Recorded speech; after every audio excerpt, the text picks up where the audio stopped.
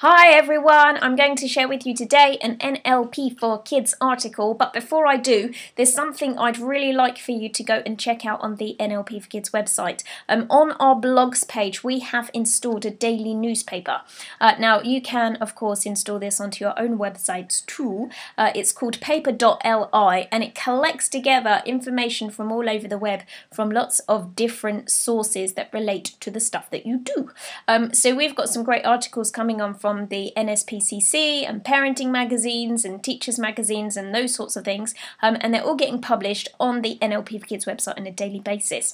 So do go check it out. It is in the daily news section of the NLP4Kids blog.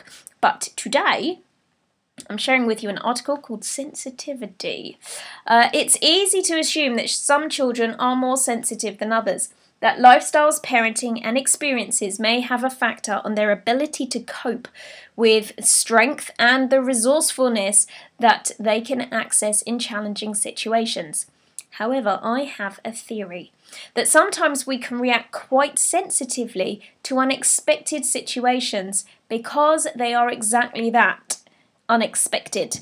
I remember once as a child sitting watching TV on a Saturday night. I feel almost embarrassed now to admit it, but as I sat in my semi-vegetative state glued to the TV, something unexpected happened. I knew the format of the show, I'd seen it many times already, but all of a sudden they changed things and introduced a new element in a kind of, oh, we didn't know ourselves that this was going to happen fashion. I don't remember entirely what it was that they did.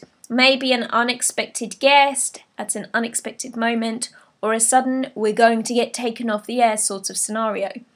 What I do remember with hindsight is that years before, my nan had told me about Morecambe and Wise and how Eric Morecambe had dropped dead on stage. This had stuck in my mind more than I'd realised. When I sat there unawares watching Noah's house party, the sudden change in schedule must have totally, unknown to me at that time, taken me back to my nan's shared memory. Interestingly, I hadn't made the connection between these two events until I began writing the article. The upshot of it was that I ended up having a sort of anxiety attack. I had to switch the television off and compose myself. I couldn't articulate what my worry was about, and I never mentioned it again. Generally, I was a resilient, composed young person, both up until and following that event, but my sensitivity was sudden and unexpected. It related possibly to something from long ago which had worried me, which at the time I didn't connect to. I was lucky in that the anxiety passed quickly and it didn't return, but for some it might linger. It may keep returning until they make the connection to move on from it or let go of the trigger from the past that created it. Something that can be useful to remember when working with young people is that they may or may not be able to trace the triggers for their anxious emotions. They may or may not be able to articulate what has caused them or how they're feeling now.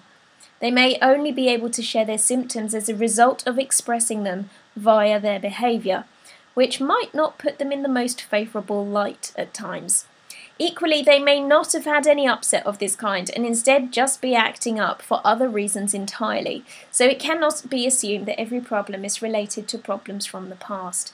The only real way is to find out by doing some exploring with some very clever questions to see what unfolds for them. And if you're interested in meeting some of those people that can ask some very clever questions, I'd recommend heading on over to NLP4Kids.org and clicking on the Our Practitioners page, because there you will see some of the very clever practitioners who ask some very clever questions.